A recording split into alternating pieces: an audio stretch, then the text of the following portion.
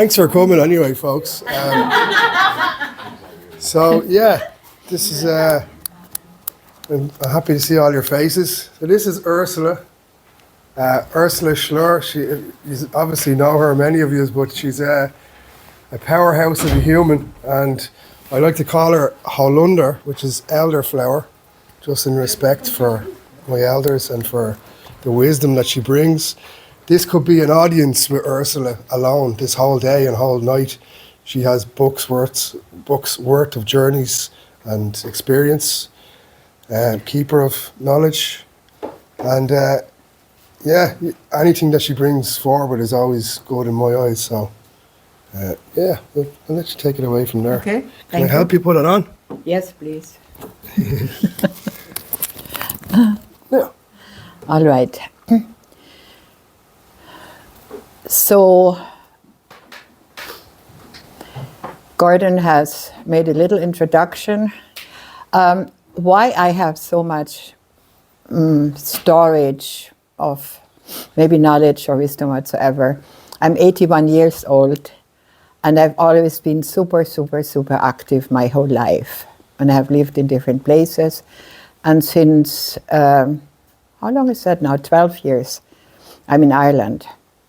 I was first in Dublin, and then I came to a ferry house in Leitrim in the mountains for almost 3.5 years, where I looked at the sunrise every morning. It was beautiful over the lake. And I said, now, since I had to leave the house, it was being sold, now I want a house where I can see the sunrise and the sunset. And I want it at the lake. So I don't usually do this kind of manifesting, but that was very clear what I wanted. And so friends were saying, you have to look in Daft, you have to put, no, the house will come, the house will come. And it didn't come right away, and it was during the lockdown, so I went across the lake, which is Fermanagh, because the border of south, let's say south, but Donegal is not south also, but the border goes through the lake, which at times I'm on roaming on my Irish phone, you see? So I'm either here or there. And so I was on the other side in a holiday home because they couldn't rent them out as holiday homes during the lockdown. And I was exactly at a river. I could hear in the night the water bubbling, and it was going into Loch Melvin. It's one of those rivers who go into Loch Melvin, and it comes from an area where there's beautiful waterfalls. So if you ever get to Garrison in Fermanagh, there's this beautiful waterfall. And nearby where I am, there's another waterfall, which is called Foley Falls. So anyway, story was that I didn't look. I knew the house would come. And so one day, a man who had helped me transferring my things also from the hill down to the lake, he said, I think I have the house for you, okay? And there's this man who was living in that old cottage, a renovated cottage near the lake. And he met him after 9 years on the street, and he said, where are you going? What are you doing? And he said, I'm going to Iceland.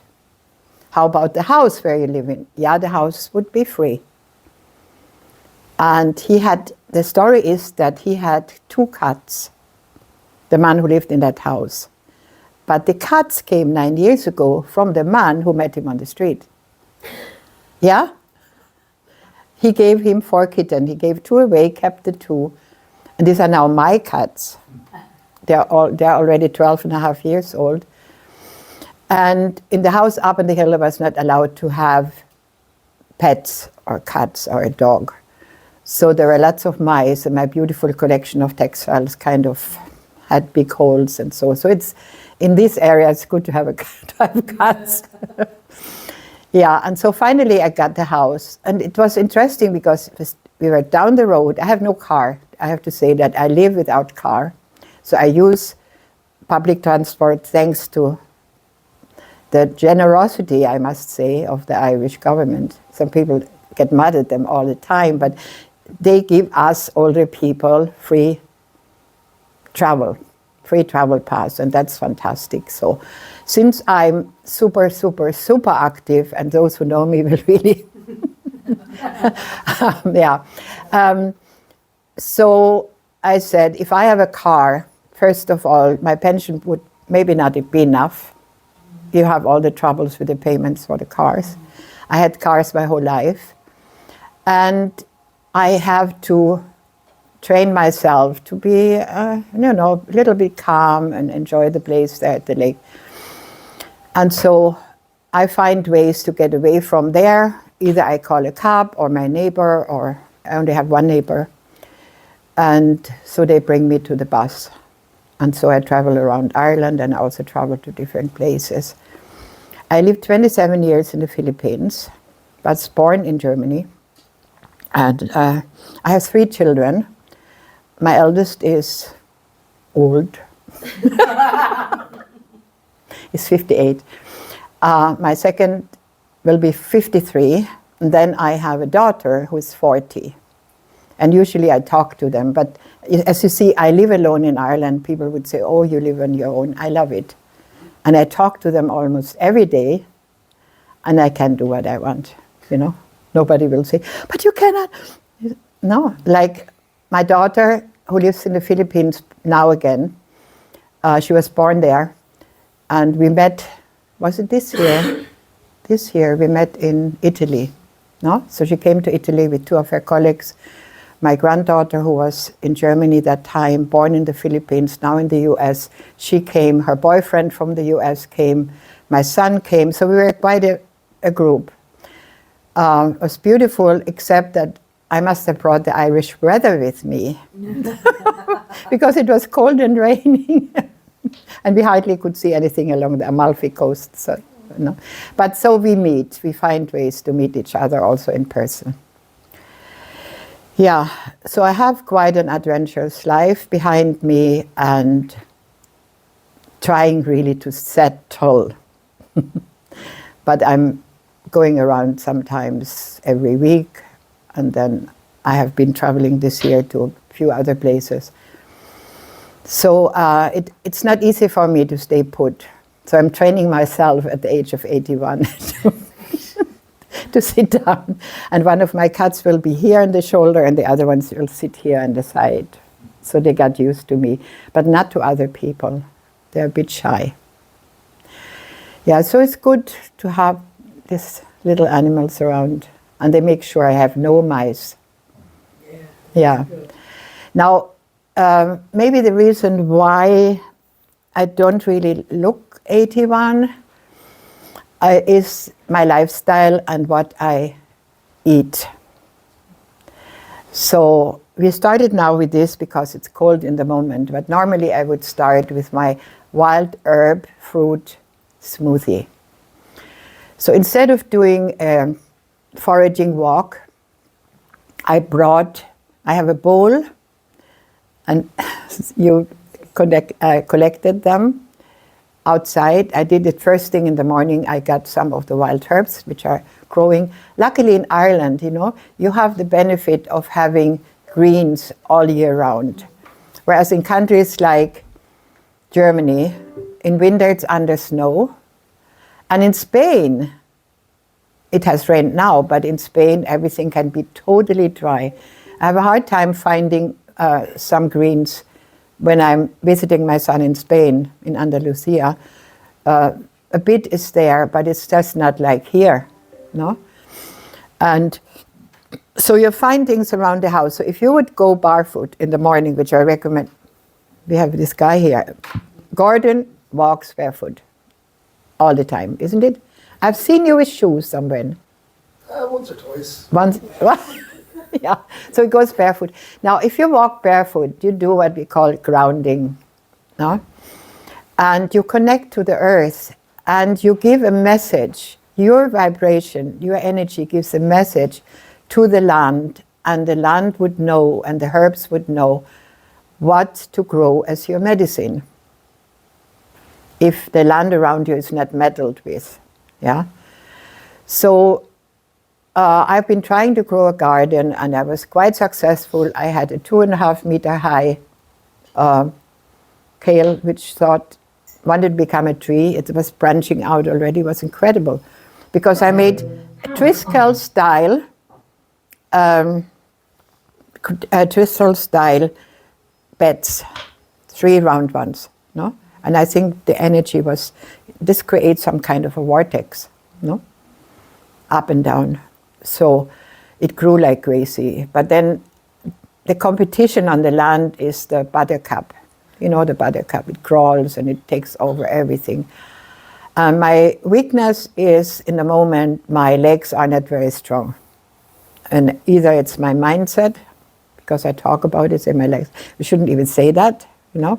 We should say, I'm strong, I'm fine, everything, but there is something like, that's why I'm sitting here, I'm not standing. But everything else is fine. I have to give you the background, actually. I was born during the World War II. We had a farm, my grandmother, we had everything what we needed. So on the other hand, right after the war, there was white sugar, there was white flour, and so forth. And my grandmother thought that this is the best for me, you see? So instead of having all the fresh things, I was given food which was not good for my health. And I had a lot of inflammations, infections. I had polyps, I had an operation, then I later had very bad tonsillitis, which resulted, I'm just telling, I don't want to tell you a sad story, but I have to tell you that on how I arrived here now, that I'm healthier than I was in my youth. And so when I was 12 years old, they had to take out the tonsils. I wouldn't suggest to do that, but mine were growing like crazy and I was full of pus. And this went to my heart and my kidneys. So with the age of 12, I had 165 blood pressure because the kidneys were not functioning well. I had to get injections for my heart, also at 15. And so later, with 39, after I had just arrived in the Philippines, I had a heart attack. No? And so, but in between, I had fibromyalgia. And that means you have pain from head to foot. It runs through your body. When you lie down, it's worse. You feel something going through your body, and it's very, very painful. So what I did at that time, I was running some business. My background, by the way, is working with children. So I worked 11 years with children, preschool age, because that's the most important time. Whatever happens up to the age of 7, that creates a platform for life. And so I had this business, and I had to look for a new collection, and I met somebody who would often go to the Philippines. And when people ask me, how did you get to the Philippines? It's such a long story, I can't even go into that. But the first time I went there was for business, and I said, if God wants me to be healed at that time, no, I will find the psychic surgeons. Have you heard of the psychic surgeons in the Philippines? They operate with the hands, no? And that's what really happened. So I was operated at my spinal cord all around, all the joints. When you have fibromyalgia, the soft parts beside the joints are very painful, and there are deposits. So she took out, it was a woman, she took out all those deposits. It was a very bloody affair, but they do not cut. They can open with their hands. So if you want to ask later how they do it, I can give you a few explanations, because I'm still in touch with one of the psychic surgeons who explained it in a conference where I invited doctors and the healers together. No? So this doesn't work in our physical dimension. It goes beyond, and then the body comes back again to be fully physical. No. You want me to tell you what he said? Because that was amazing. I've never heard, and I've met many psychic surgeons in the Philippines. Now this one, we were sitting at a table in a hotel, small conference with doctors, and I had talked about the percentage of water in our body and our thoughts and what impact our thoughts have on the water in our body, etc. And so he said, oh yeah, Ursula was talking about the water. Yeah, because if the patient is in front of me, you know, the patient is lying down, and then he sees the body turning into water. The body becomes liquid. So his hands are like fire. He said it's like red gloves. So his hands, which are like fire, go into the water. And then the sickness, he will see something as a black substance, takes it out, and it's blood, or it's, you know, then the body closes again and becomes solid. And that's the first time I heard a psychic surgeon talking about what he experiences himself. But they say, many healers have been telling me that they remember that they have been doing this kind of healing in Lemuria. No? So are you familiar with the idea of Lemuria? And maybe that's why I was called to go to this Pacific area, because has been part of Lemuria before. So Lemuria was a continent at a certain time. It was the same time as Atlantis, but it sunk earlier than Atlantis. No? People might, you know, anyway, I'm just giving you that because my son, when he was 10 years old, we were in a plane from Sardinia, and he took my pen and he started writing. And he said, because I had scribbled something and it looked like a mask, and he wrote, "Be careful what you are drawing. Know that those of Atlantis are still around. Only trust those of Mu," which is Lemuria. Some say Mu was different, but so this comes from a 10-year-old, you see? And not so long after, he wanted to go on the Shannon River on a boat, so we went to Ireland. That was 48 years ago. When we flew to Shannon Airport, we went to Limerick and we took a boat and we were on the Shannon River going up. I think we went almost to Carrigan-Shannon and then back again. And that was my first time in Ireland.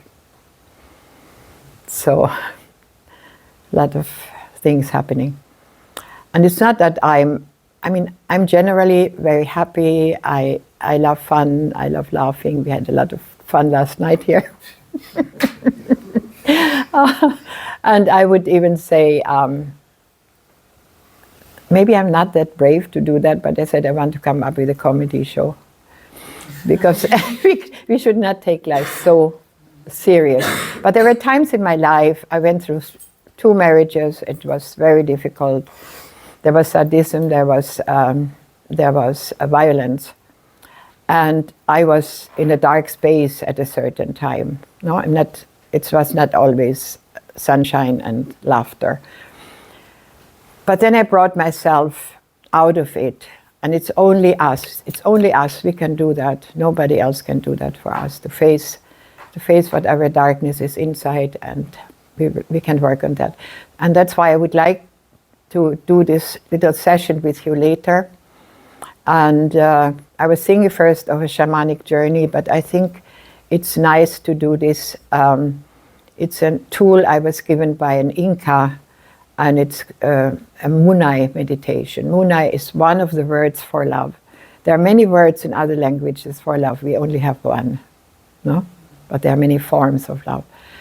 So now going to what I prepared for you today. Did you drink your? Yeah. It's good to drink it warm.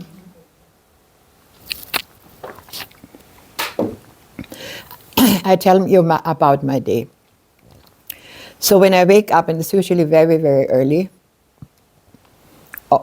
sometimes I wake up in the night between 3 and 4. It's a very good time. And then I would wake up maybe, let's say, 6 o'clock, when it's maybe 7 now. And then I stay a while in bed. And I do my gratitude thing, and I slowly come back. And the input you have very early in the morning, these are very, very important ideas for you to find your direction. It might sound a little bit strange what you think about or the dreams you had, but somehow there is a hint to what your passion is. Why did you come on this earth? Why did you choose to come into a certain place? Why did you choose your parents? Because that's what you did.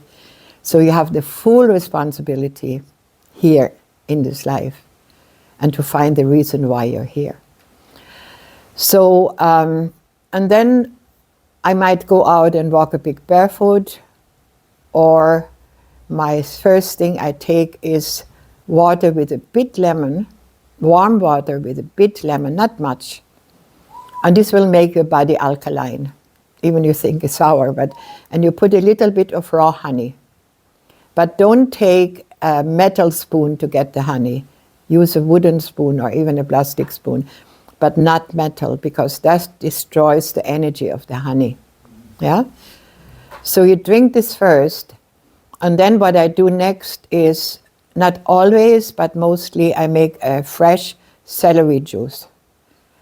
I'm following a bit of Anthony William. Are you familiar with Anthony William? He's also called medical medium. So he's helping people. He wrote like 6 books, and is on social media. He started when he was 4 years old, huh? Celery man. Yeah, also celery man. He started to receive a voice, which he calls the spirit of compassion, giving him diagnosis of people. Like he would, as a young boy, he would mow the grass somewhere, and then he sees a man, and then the voice starts talking to him, you know? And there was a time he wasn't very comfortable with it, but he has to do his work. So he helps people who have so-called autoimmune diseases, which he says they don't exist really as autoimmune, because the body never fights itself. The body is so wise. We should listen to our body, no? It gives you signs. And so he says we shouldn't, now this will contradict a lot, we shouldn't take anything fermented, because it's a sign of dying in nature. So if something is in a dying process, it ferments. So your body needs to produce its own microbiome, and this is possible by drinking celery juice. And if you have difficulty with digestion, and it's very important that you go regularly to the toilet and you cleanse your system. Because people can go around with big tummies and their colon might be that wide. No?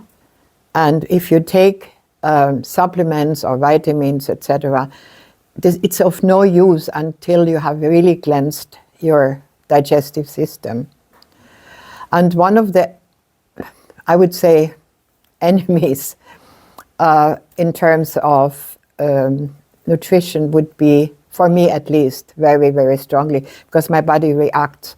So I avoid grain, grain, specifically wheat.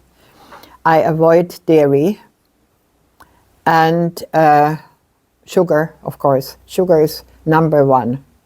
I have no sugar in the house, but I get tempted. You see, when I'm somewhere and there's a cake, and so I take it, but I get reaction right away. So I would have, this is swollen and red here, no? And then I have a spot on the nose, which can even open. It's a little wound here. And then I get swollen ankles, and these are some of the signs. And then I would say, okay, you haven't, followed your own advice. Yeah. So the next thing would be the wild herbs. And if you go out and you collect the wild plants, these are all the healing herbs. But I don't make tinctures. I don't make creams or stuff like that. Not because, one is maybe I'm too lazy for that maybe, but also I want it fresh. And when we eat something fresh, we have not only the enzymes in it, we also have what is called the biophotons. Have you heard of biophotons? So bio means life, photon means light. In everything alive, there are biophotons in our system as well. And they have found like 350 plus applications what biophotons do in our system, in brain and everywhere. So the body does its work without our influence, except that when we have negative thoughts, the body will also react, isn't it? No? But so the body gives us an input, and we should really listen to that. And when we go later through this Munai meditation, then we will give thanks to our body, we will give thanks to all our organs, to the molecules, atoms, etc., because we take it all for granted. No?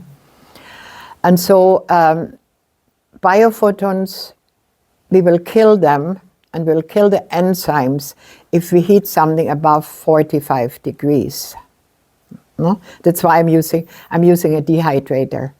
I'm not living on totally raw. I'm not living totally vegan. I'm trying, but I get tempted. But I see the results. My daughter was 10 days in Ireland 2 years ago.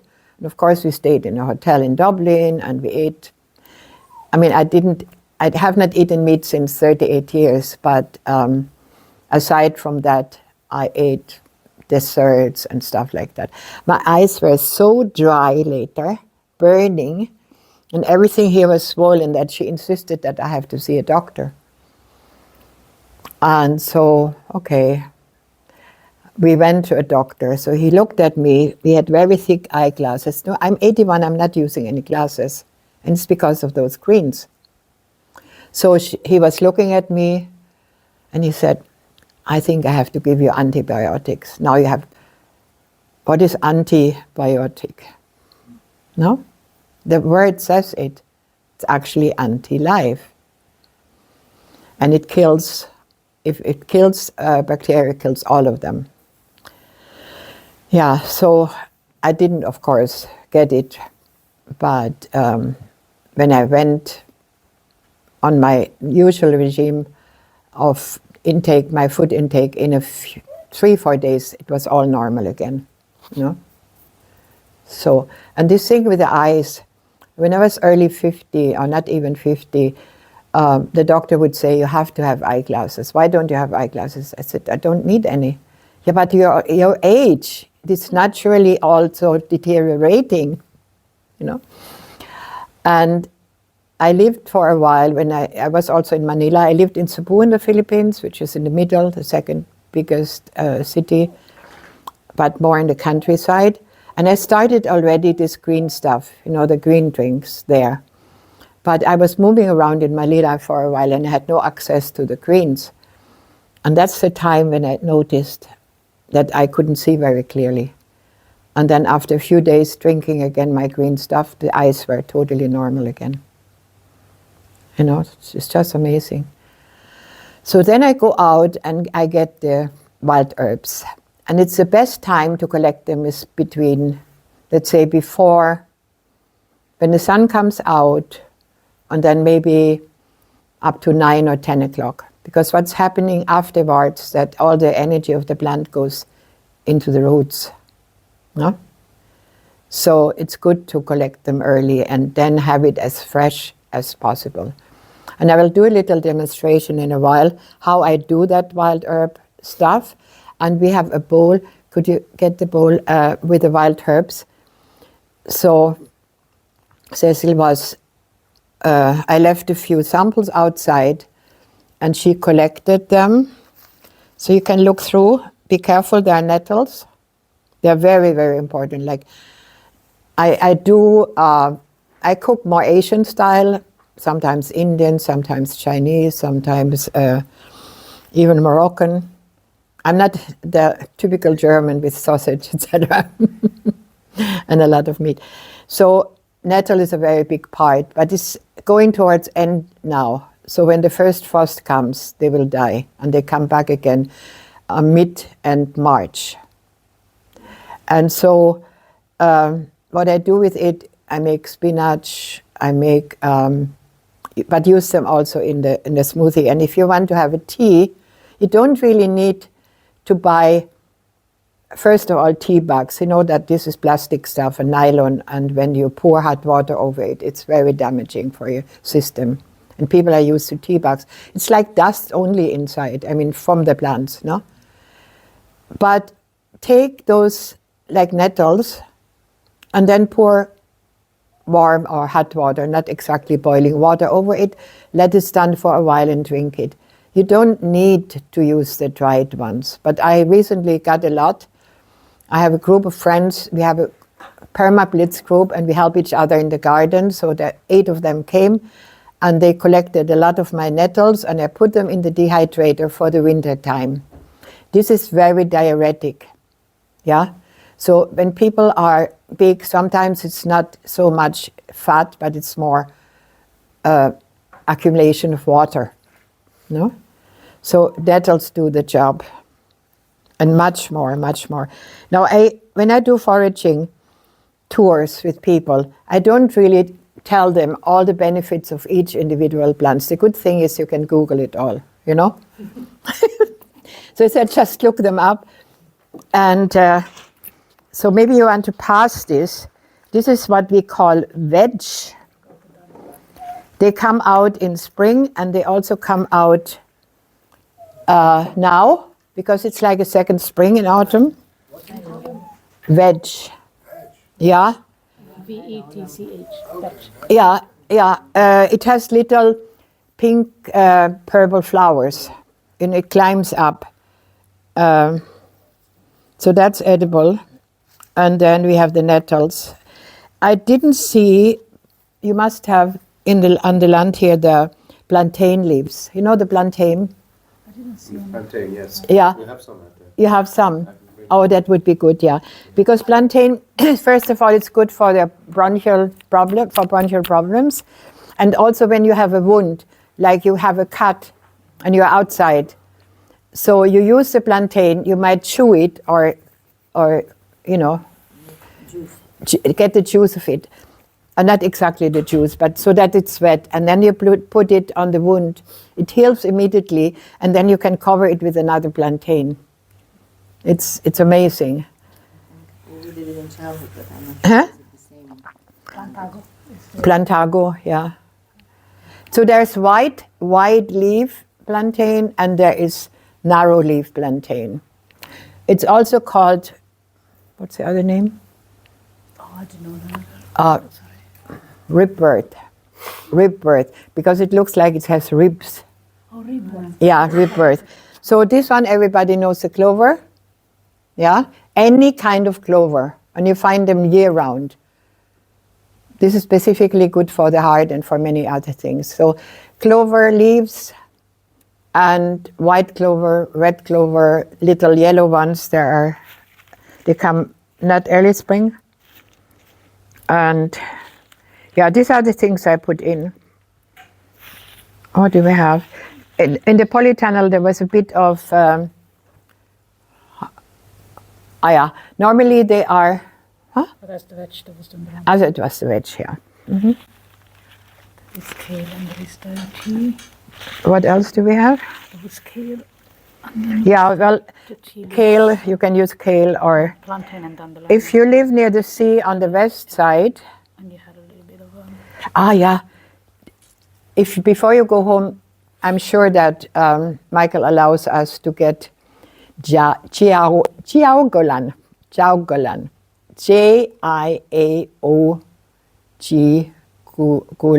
O-L-A-N, jagolan. That is a wonder plant, and they found out that in the mountains somewhere in China, people live very, very long. It's a long life tea. But I put it also here. Now it doesn't grow wild here, but there's a lot in the polytunnel, and you can make a tea out of that. So if you buy that somewhere, it's very expensive, and it grows like crazy here. If you live on the East Coast, Dublin area, for example, you would have near the sea a lot of mallow. You know, the big mallow leaves, they can be as big as the hand and very soft, very nice to touch. And then you have the wild spinach. And there are other wild plants near the sea you can collect. I have done some foraging in So if you want to see the Jiao Golan, I bought it in Dresden. In a shop, it was dried, and it was really expensive. It was a Thai shop, but it comes from China. Should be a good feeling. Huh? It should be a good feeling there. Yeah. And to look. So, yeah. It'd be kind of hard to distinguish what that is, wouldn't it? Well, we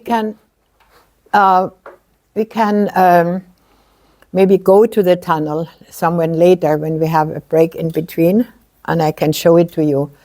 And you could even maybe get some, because they create again roots, you might get something and plant it in your own place.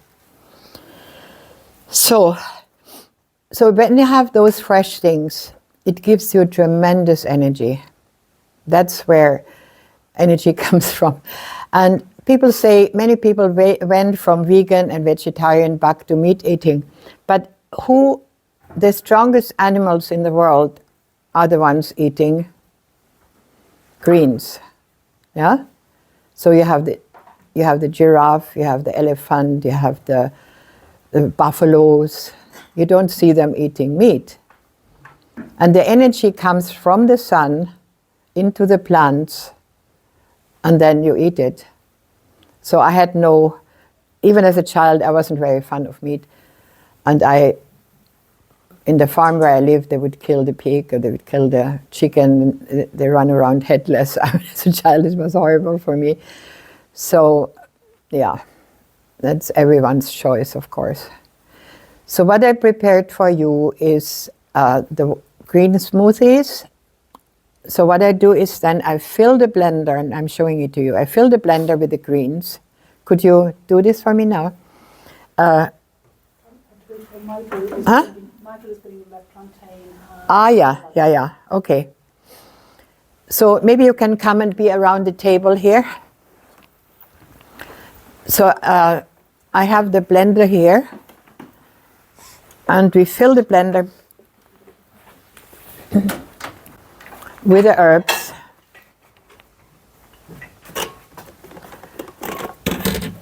Not yet, because you have to add water. Yeah? We don't have to put it yet. So you have your blender. We fill this.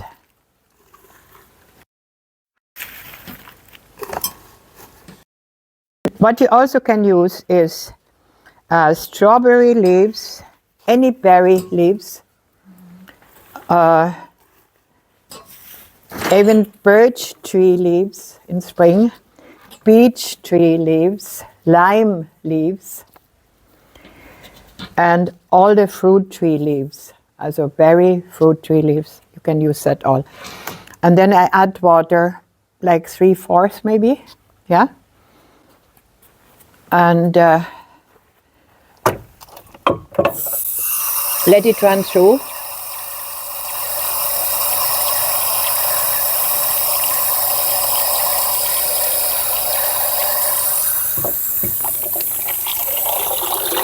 Oh my God, what's happening here?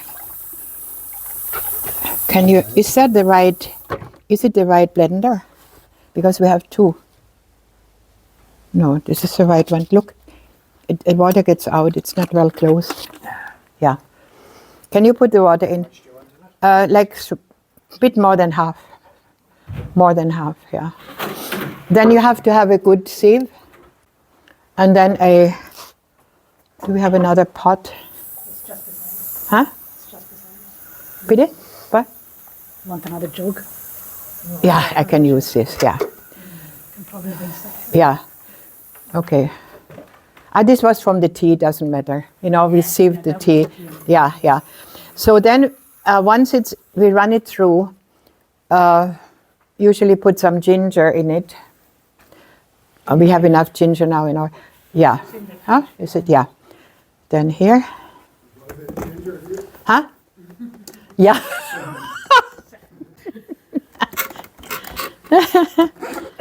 And the cover is there. Yeah.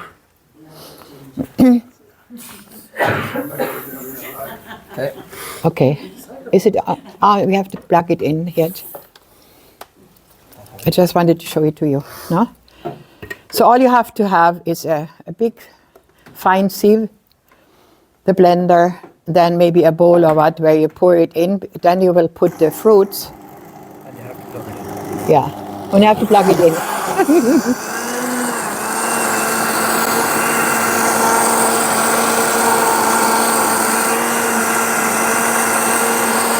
You can use a super fast one, yeah. This one is not so.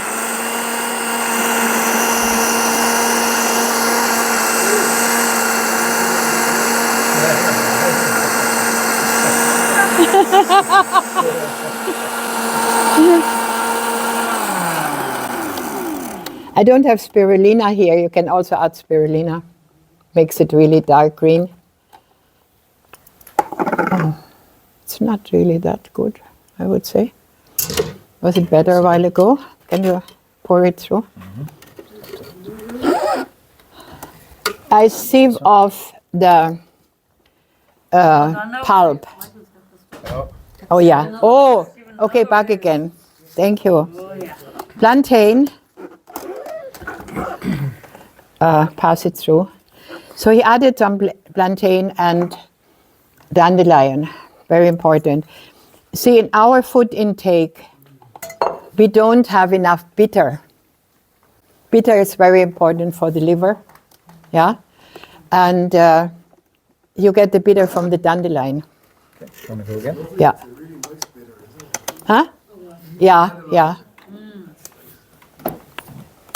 Oh, what's that now? Oh, shit. Oh, it's again. Oh no, it's running out. Okay, pour it in here. I think it's stopped now. I think you have to take it off first. It might not. No. Let's see if it. Mm-mm. No, it's yeah. And back again, you know, because yeah, take the water out and see that this is really close.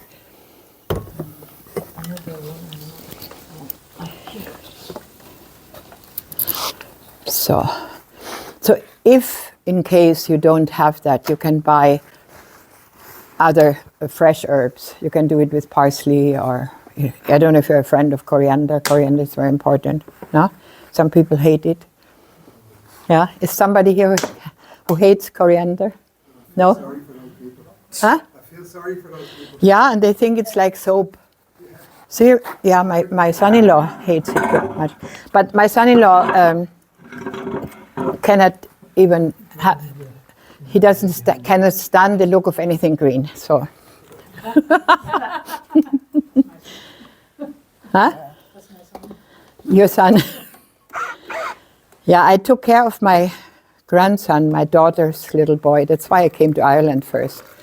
And he grew up from 5-6 months old with wild green smoothie every day. And he loved it. So what I did now to make it faster, the fruits are already, no? The leaves might be Probably wrong. not clicked in.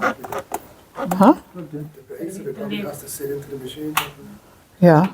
The jug probably needs to sit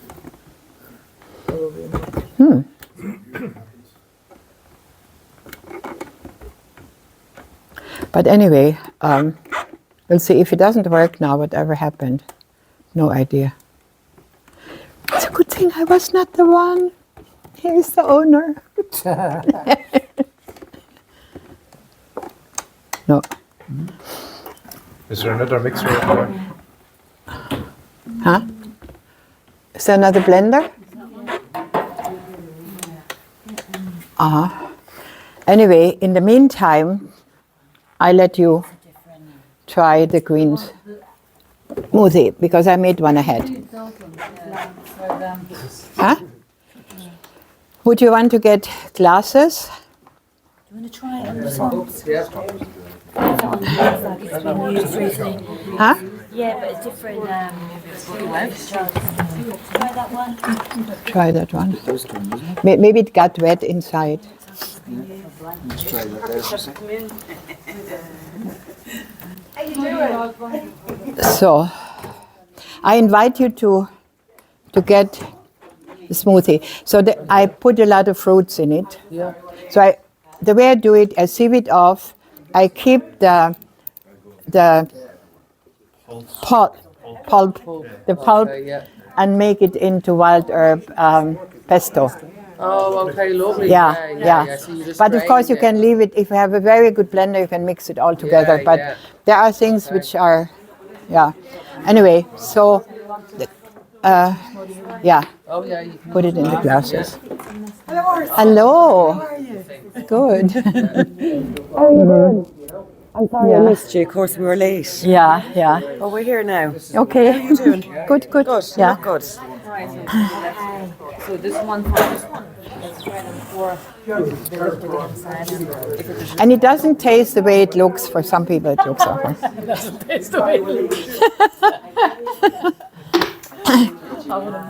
So get your power for the day.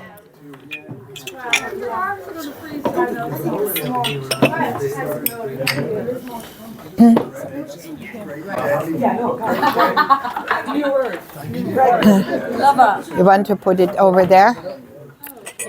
And suck the glasses.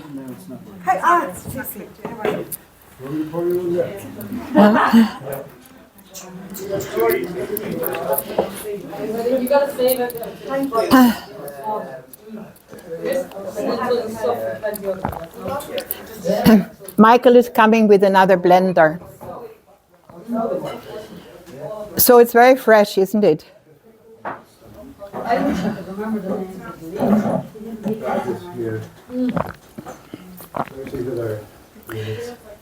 Is there something specific you can make out of the taste?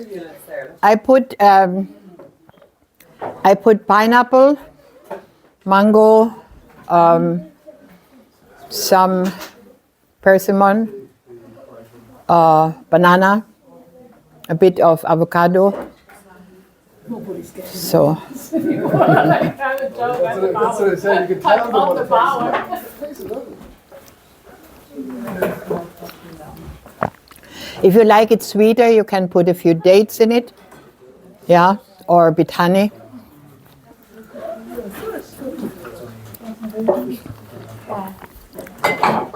And then what I have made for you also,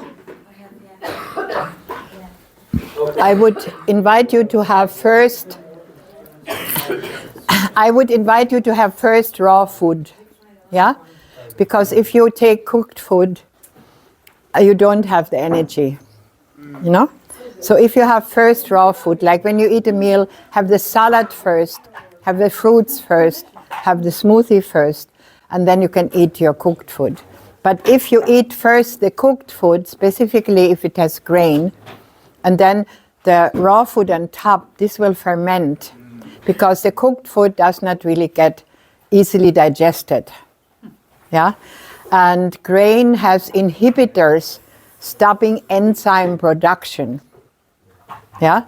And then when you take something, drink it slowly and add a bit of the Chinese call it the golden juice, your saliva, because that's where the first enzymes are made. No? So they would suggest that you sit there and do as if you want to eat. And the mouth produces saliva, and then you swallow that. These are the enzymes you need. Huh? John Rose, Yeah. Solid Food Vacation, does the juice. He says the same thing, when you remember the juice. Yeah. As if you chew it. Yeah. People eat, I'm not even half finished when I have guests, and they're all finished already because they don't chew well. Did you put any coconut water in there? Yeah, a bit. This actually now has coconut milk in it. I don't do that all the time, but what I did with the fruits, because I blended the fruits, which normally I don't do, but so that I don't have to go through the process. So I blended the fruits with a bit of coconut milk, which I made myself. So you can make your coconut milk so once it's done, then you sieve it into the other jug, and then put back the green water, and then add the fruit, the thick fruit smoothie. You see?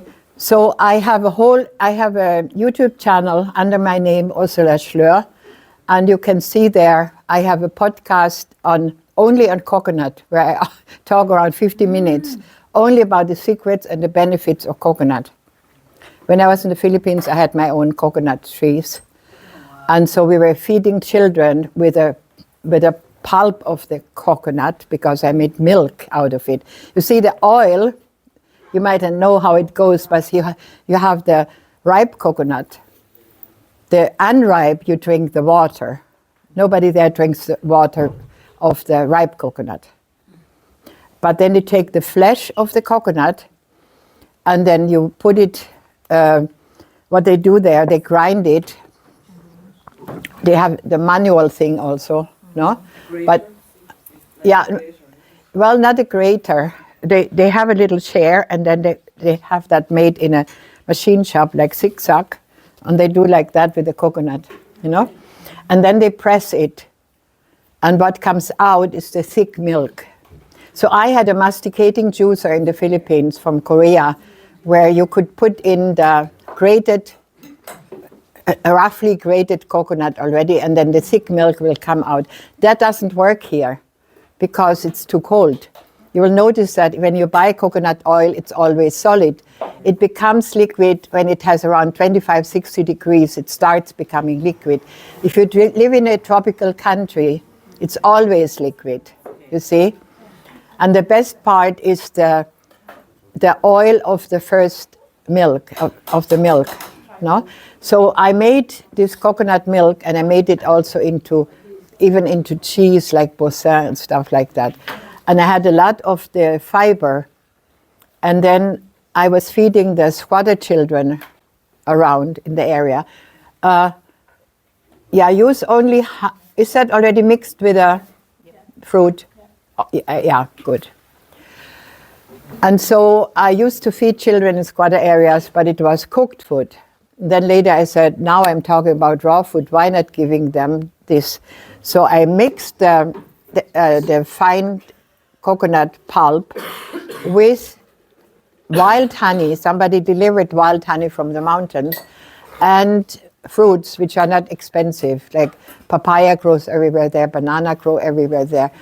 And then the children the parents didn't come anymore to ask for medicine for cough. They got well. Sometimes in the tropics, when the area maybe is not so clean, then they get skin problems. No skin problems anymore, and they became better in school, because coconut will help your system. It cleans up even in the brain what you inhale from mold, and it can be moldy there because it's very humid, and as well as in Ireland.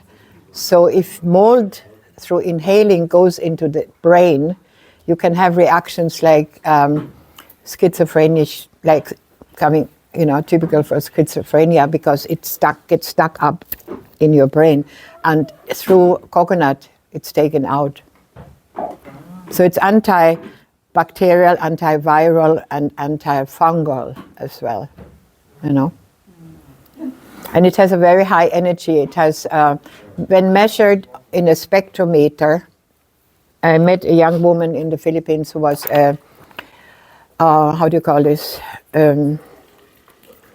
she was working in the laboratory of a food company, a microbiologist she was, no? And they had a spectrometer, and it turned out that anything from coconut, the leaves, the wood, everything, including the nut, has hertz of 300. That's the highest. Rose has 133, 132. And coconut has 300. So in a list of Ayurvedic, let's say, food looked at from an Ayurvedic side, what it is good for, coconut is on top for spiritual enhancement. Yes, it's just amazing. So what you can do is you go, for example, Lidl or SuperValu, they all have desiccated coconut in the baking section. This is the dried grated coconut. You can use that, put it in a blender with warm water, let it run through, sieve it off. You have your fiber for your breakfast. What I have here for you is what I eat in the morning as breakfast. So you have the fiber and you pour it out and you have your coconut milk. And this is what I put here as well. Not always I use coconut milk in the blender, in the smoothie, because if you want to make, it's better you make it every day fresh, but if you want to have it for 2-3 days in the fridge, don't add the coconut milk because it will get strange after a day or two, you know, a little bit cheesy kind of, you know. But you can make your own coconut milk and use that instead of milk, and it costs almost nothing. So if you have a pack, which will cost you €1 maybe, or 1.10 in Lidl, and you use 1/3 of that, and you could get a nice jug of milk out of that. Sorry, say again, how much of the desiccated coconut and how much water? Well, if you take 1/3 of the pack, and then I put this in the blender, let's say 3/4 of a liter maybe, no? Warm water, because then only it opens up. And then let it run for a while, you sieve it off, and this fiber of that is now in this, what I call my non-grain muesli, okay? Because I don't use grain. And then after I have my green, I can, and the smoothie, it's a lot of nutrition already in it. This could be your breakfast, but if you want more, because we are with the wrong assumption that our tummy has to be full.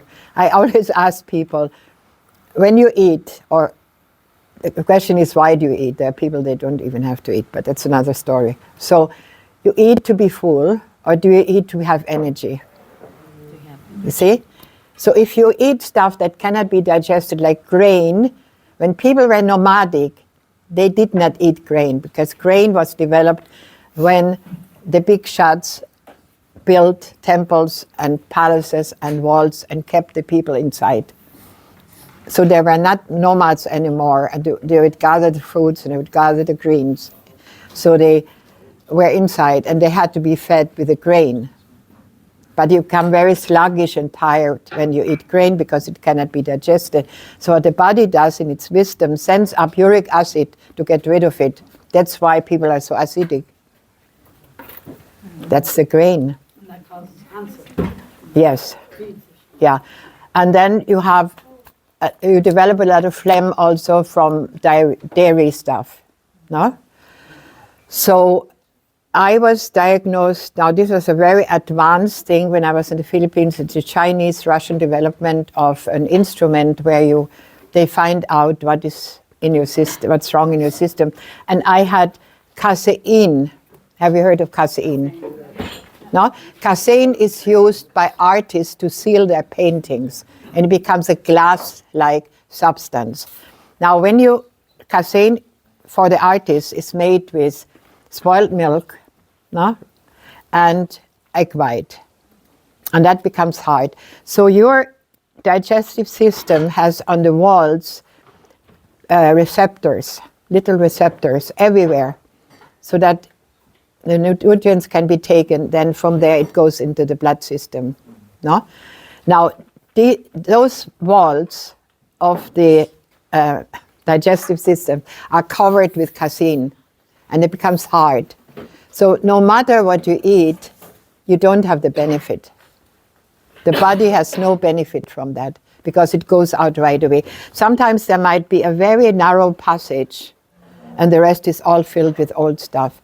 If you do colonics, you will be surprised if you have been a meat eater, what comes out. And one thing is also important, when you have to do this slowly. Don't do the detox very fast, because the emotions you had when you ate, let's say you were given bacon, you were 2 years old, and somebody shouted at you while you were eating. That energy is there in what is left in the body. So then these emotions would come up to be released. So you have to do the detox very slowly. Not so many colonic treatments. But if you drink celery juice, you would not need colonic treatments. You can go to the toilet right away. And if people react very fast, it just means that they detox too fast. You get diarrhea. Things like diarrhea, fever, etc. These are only symptoms. The body is reacting to something. So you would have to take very little celery juice first, no? Because you might react with having diarrhea. The body wants to shed off all the bad stuff, you know. So you should actually go to the toilet as often as you eat, no? If it stays longer there, it becomes toxic. So with the rest of the pulps, so when I sieve off, you have seen all the greens there, and usually I put in either ginger, also turmeric roots. You can buy the turmeric roots in Asian shops. Then I sieve it off and I make pesto out of the rest. Now, what I did today, I might make a pesto and show you later how to do that, no? But what I did now, I placed it in the sushi. So I made a raw sushi instead of rice. I bought a white radish. I pulsed it, the white radish, and I added the pulp of the coconut, and then whatever, you know, a little bit of vinegar and so forth. And all what you have inside is now, I have cucumber, I have carrot, red paprika, yeah, and also avocado. And then a little bit of the pesto is inside as well, the green part. So I would invite you, after you had now this, to take some sushi. But there is, if you want to come over, might be better, because you have to dip it with a bit of soy sauce, no? So either you take a small plate or you just take it by hand and try this. So this is raw, real raw sushi without rice. Huh? No fish. Now we're on about 1 Yeah. hour and 10 minutes now. And so the other will 30 minutes for the, yeah.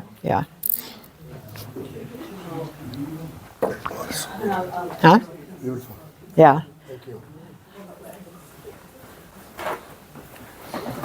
Do you want to take a picture and roll? Yeah, maybe you want to take a picture of this sushi, yeah. So this method, you need to be lying down. No, we can do it sitting.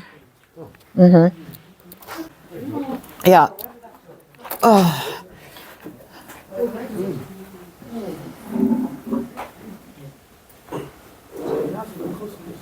Yeah, that is good. It's a good idea to have, yeah.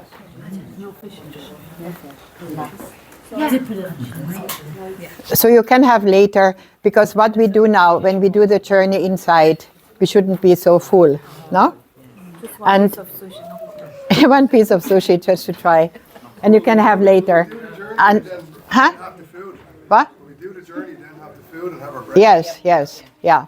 So just for you to taste that. Yeah, thank you. And the smoothie is so delicious. Yeah. I imagine it would be bitter or something. I just checking the mic. Yeah. Pardon? I only arrived, so I Oh, missed yeah. the start. Do you have any of this information for us to take down later? I have it all on my YouTube channel, Great. except the sushi. I mean, yeah. If you want to look at my YouTube channel under Ursula Schloer, Schloer, like the juice, but SCH. You know the Schloer drink? Yeah. So let's not have much, because we do a little journey. Not much people. Yeah, after. So find yourself, put yourself in a comfortable position, but straight, sitting straight. So if you have such a, sit back so that you will be straight. It's very important that we have our spine straight.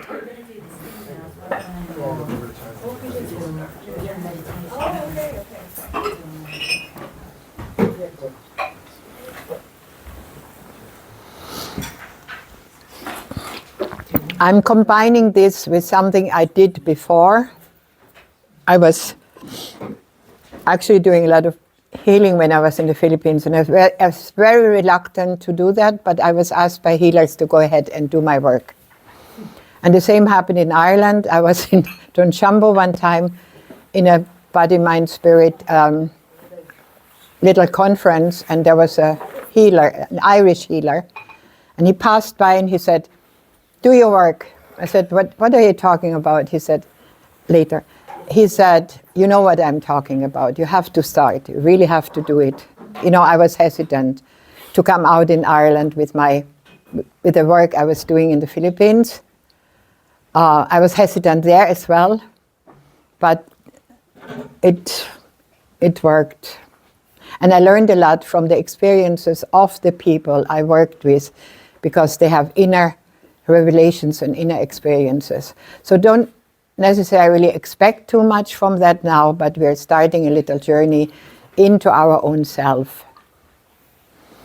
And if you go on Facebook, I'm under Gaia Harmony, and as a profession, I would write there, key to the heart. Because what came out was that there's an opening of the heart, and some people experience that in the form of a flower. We have something like a flower inside our heart. I didn't know that before, but it came out in those inner experiences of people I worked with. And then we will also visit our newborn child. We all have that inside us. And this is additional to the Moon Eye meditation. I don't do meditation with music. It's just in silence, but I will speak now and guide you into your inner chamber.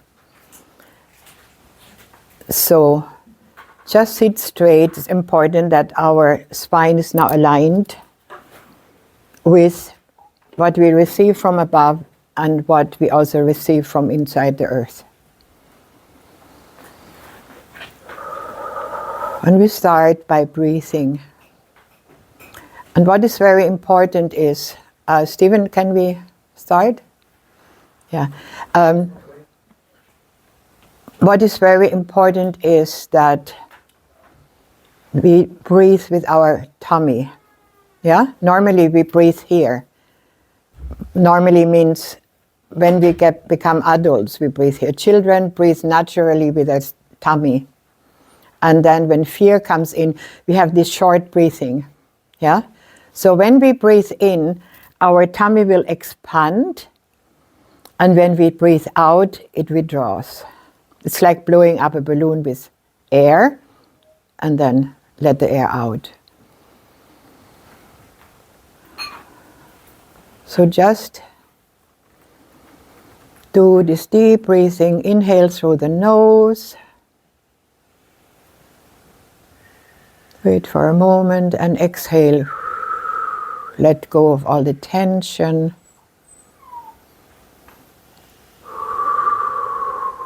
And have a bit of space in between the two breaths. Inhale.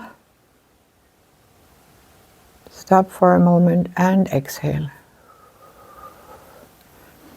And I will also guide you through the body. We will find out which muscles are still tense.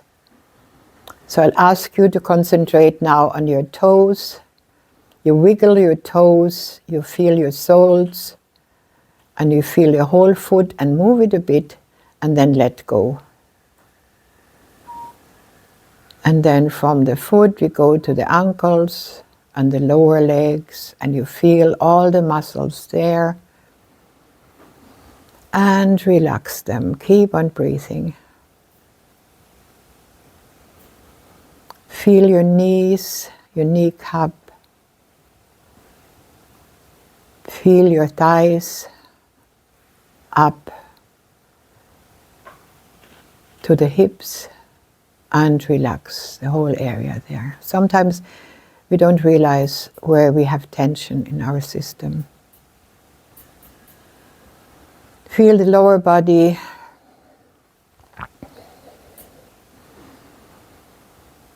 Up to the belly button.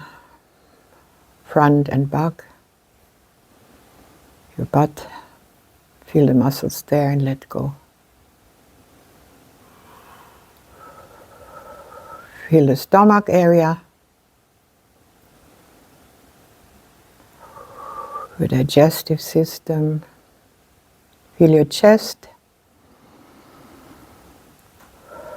and the back of your spine. Move it and let go.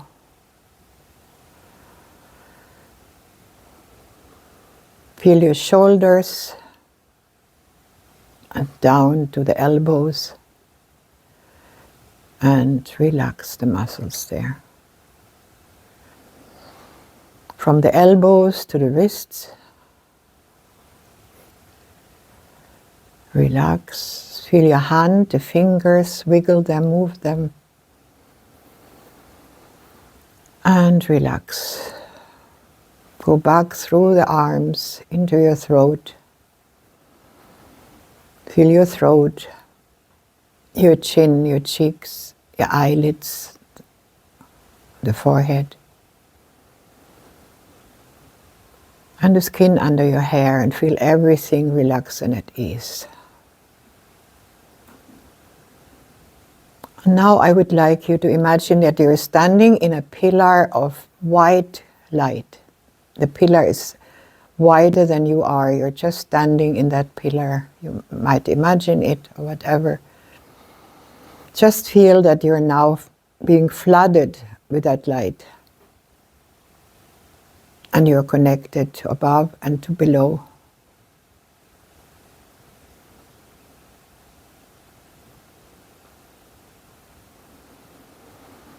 Then you imagine the size of your circumference of your head.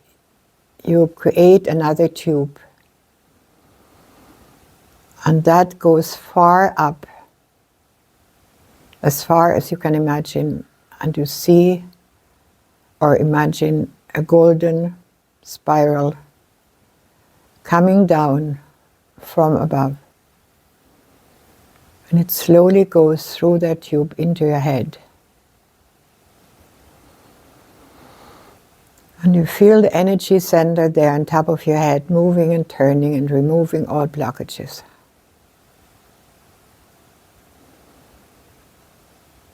All thoughts you want to let go of. And feel that spiral now between your eyes. And let this golden spiral clean up and move the energy between your eyes.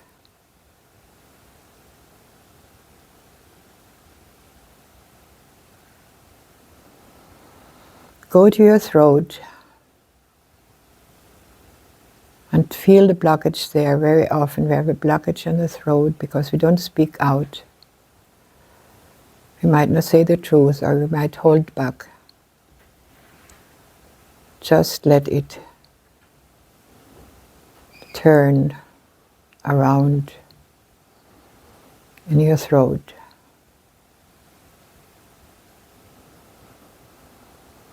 From there we go further down into the heart.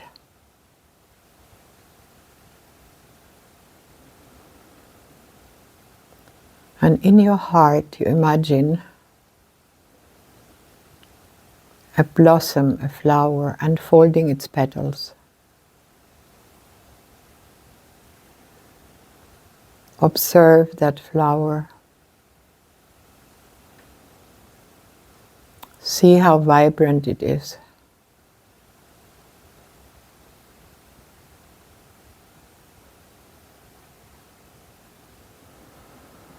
And imagine yourself as a newborn inside that flower.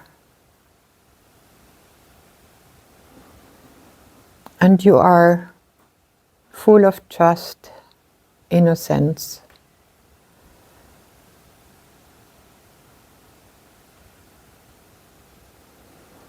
Newly born, not conditioned.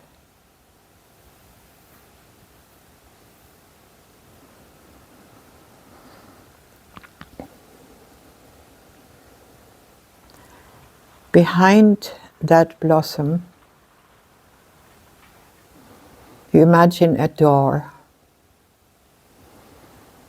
And it's only you who can open the door. And you see or imagine strong light coming out and a fountain of water, pure water, comes out from that chamber. And that's a well you have access to any time. And it's never ending.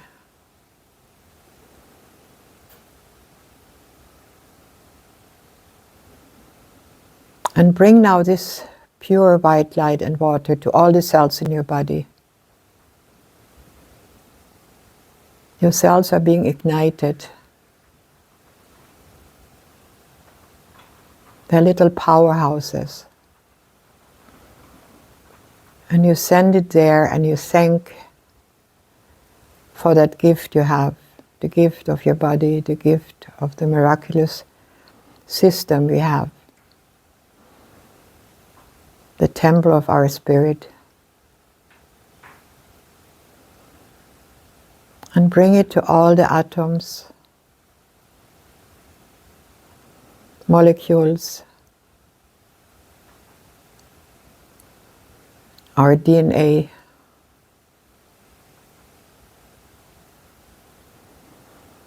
Let's give thanks and send love to our organs, our stomach. Give thanks to the lungs.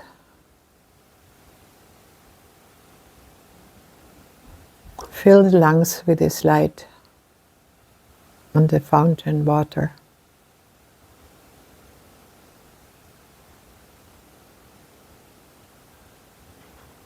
Give thanks to your liver.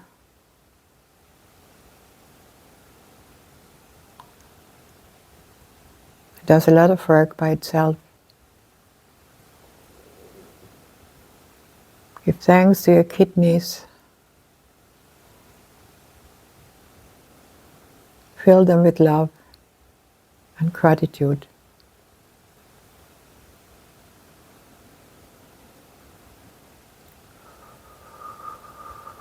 The whole digestive system. Our gut has a lot of wisdom.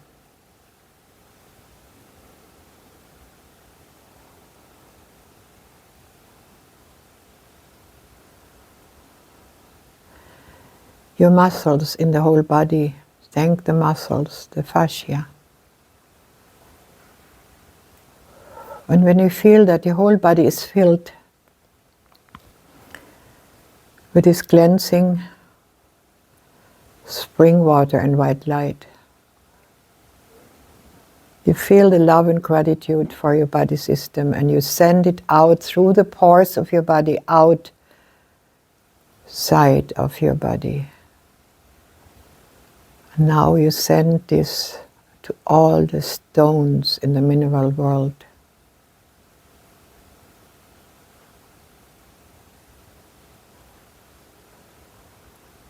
And you send and give your love to all the plants.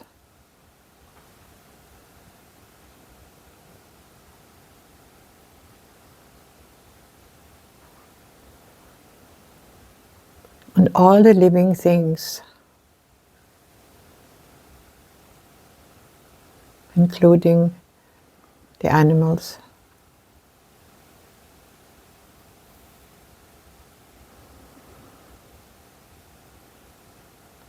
Send this love to one another, to your loved ones,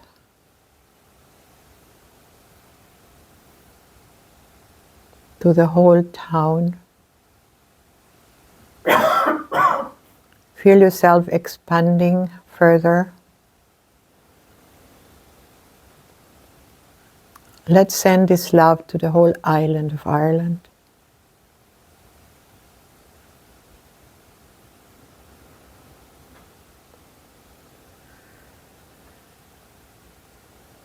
To the world we live in.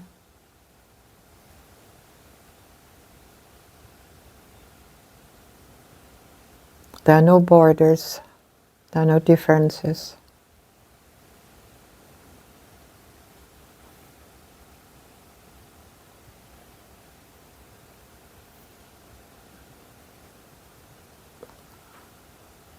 And you feel now coming back from there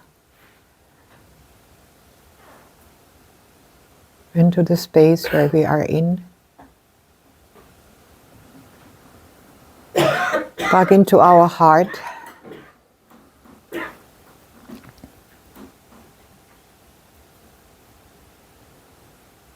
And when we go deeper from the heart into the solar plexus, which is above the navel, you imagine that there is a golden light. You might see a sunflower, or you might even imagine the sun, the golden sun inside this area. And again, we send the golden light to all the cells in our body. Feel everything igniting.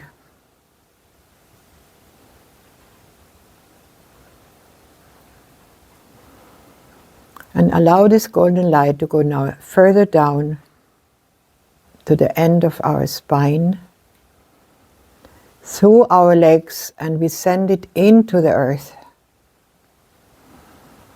And it's like a stream of lava coming with all what has to be cleansed and purified will go into the earth. The earth accepts it and transforms it. So you ground yourself deep inside the earth. Give gratitude to the earth. We are made out of the same elements.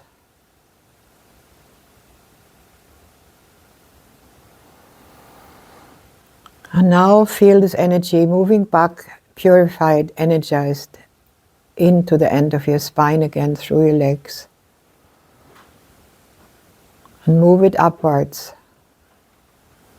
again into the solar plexus, into your heart. Observe if the flower is still there, if it has changed its color.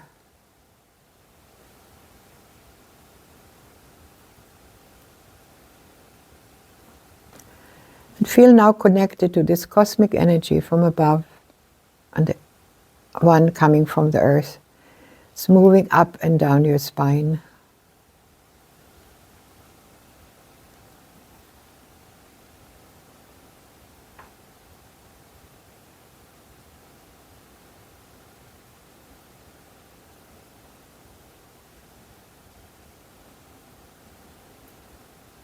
And once you feel and you're ready, take a few deep breaths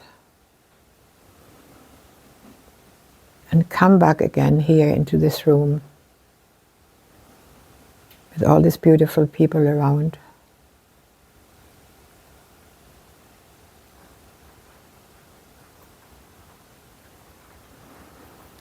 Thank you.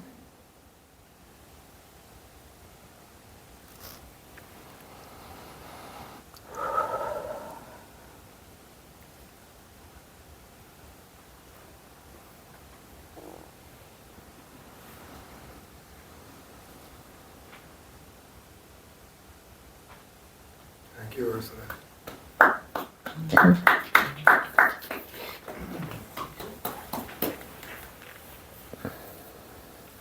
Anybody want to share something about, did you have an experience with a flower in your heart? When I saw the baby in the flower, Yes. it had long ginger hair, it made me laugh.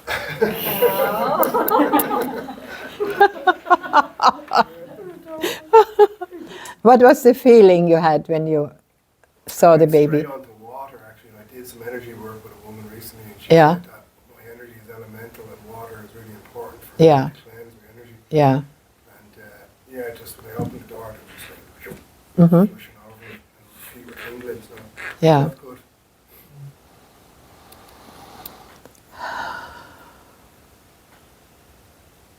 So we all have this source within ourselves. The kingdom of heaven is within us. we were told. And that's it. So if you practice this in the morning before eating, you might just sit up in bed and do this. And it's very powerful.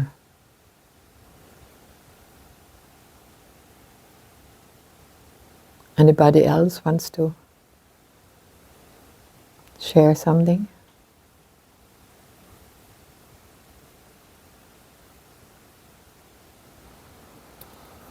So just keep this with you and be aware that we don't need to protect ourselves.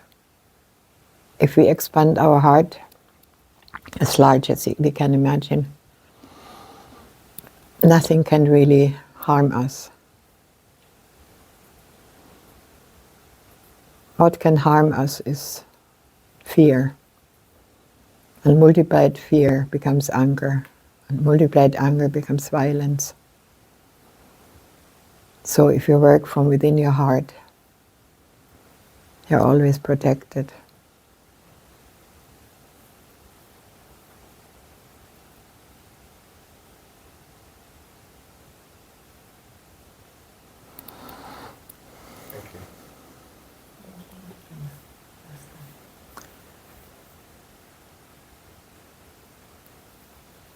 So, what I have there for you, aside from the raw sushi, is what I eat for breakfast in the morning. So it's the pulp and the milk of the coconut with fruits and a bit of dates. Dates, palms, coconut, palm, and Brazil nut, the trees have gold as the trace metal. Every tree has a trace metal. We carry within us everything which exists on this earth in a very minute particle. Even all the poison in this is in our body in a small way.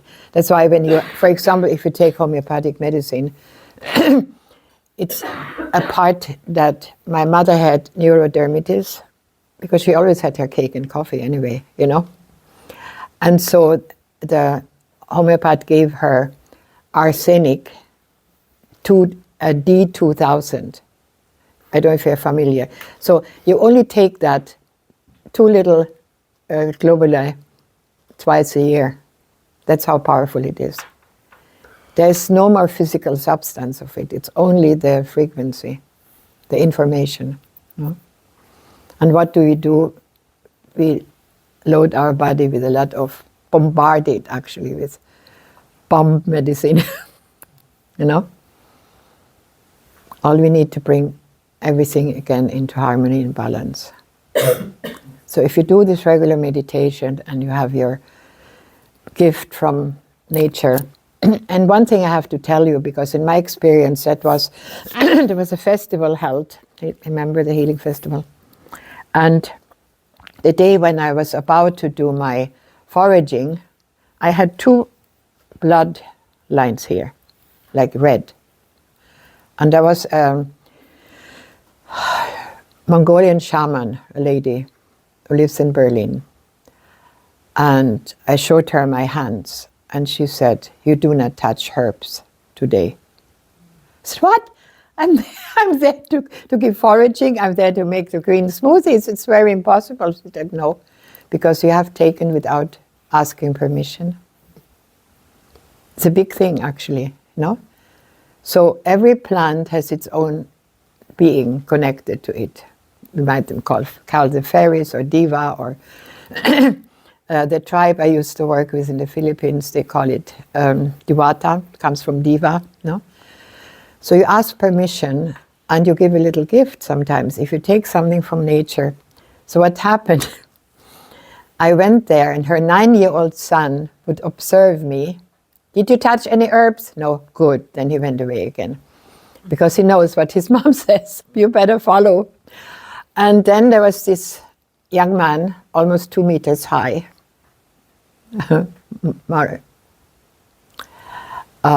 and he volunteered to do, to handle the herbs. So when I went foraging with the people, I had to tell them that this happened to me. I said, look here, no? It was not exactly a Padre Pio thing, but it was something like this, okay? And then they had bits of fruits, pineapple, and they would talk to the herbs. This young guy, a tall guy and a 9-year-old, they would talk to the plants and said, will you allow us to take you? They give you a little gift. And that was the message for the people then. No? We went foraging for branches for making rapé. Yeah. I used the 4 phrases that Ho'oponopono. Yeah. Say, I'm sorry, please forgive me, thank you, I love you. Yeah, you can use Ask them that. to tell me if it's okay. Yes. For instance, a hawthorn, Sheemore Hill. Yeah. You know Sheemore Hill in Leitrim? No. There's a hawthorn Yeah. over it. I went to get some for hawthorn and Yeah. I said, please give me a message if I can't take a certain branch, you know? Yeah. First tree I went up to, it was just, I went up there with a saw and 3 black bags, and I was like, 3 bags full, please, in my head. And I went up, and it was just all over the ground. Didn't even need to touch the tree. Uh-huh. And then I went up, and I was like, this one, yeah, this one, yeah, this one. Put a thorn in my finger. I was like, right, okay. See? So Yeah. that one, like, so Yeah. it's nice to be listening to We this. need to be respectful. And I'm doing this. Stephen asked me to bring my jewelries over. So when I went to the Philippines, I wanted to live in a bamboo house and stop all business. And then this business arrived. I made jewelries and I exported all over the world. I had up to 300 workers, you won't believe that. It was incredible. And I had another apartment in Manila, and there was this old lady coming in, and I had some samples